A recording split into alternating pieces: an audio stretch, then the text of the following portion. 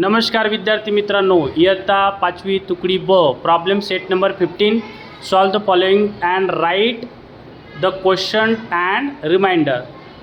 1284ला आपल्याला कोणत्या संख्येने डिवाइड करायचं आहे? 32ने. तर आपण 32चा टेबल आपल्याला येतो का? नाही येत. आपण काय केलं, त्याला तयार करून गेला. प्रथम काय केलं आपण? 3चा टेबल लिहिला, नंतर 2चा टेबल लिहिला, 2चे मग युनिट प्लेसचे सगळे अंक लिहून घेतले. बरोबर आहे का? 2 4 6 8 0 2 4 6 8 0, नंतर 3, नंतर 6, नंतर 9, नंतर 12, नंतर 15 + 1 16, 18 + 1 19. अशा पद्धतीने आपण 32चा टेबल तयार करून घेतला. त्यानंतर आपण डायरेक्ट भाग दिला. 32ने 12ला भाग जात नाही, 1218ला भाग जातो, म्हणून आपण डायरेक्ट भाग दिला. कितव्या नंबरला आहे तो? 4 नंबरला आहे.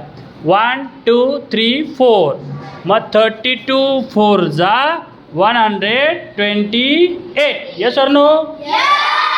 हा 4 आपण खाली घेतलेला आहे direct as it is. Okay. आणि 4 मग तुमचा काय असणार आहे?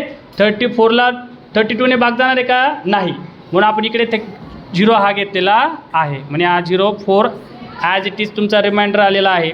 बघा आपला क्वेश्चन किती? 40. रिमाइंडर किती? 4. त्याच पद्धतीने आपण हे दुसरं उदाहरणसुद्धा सोडवलेलं आहे. समजलं बाळांनो? काही अडचण?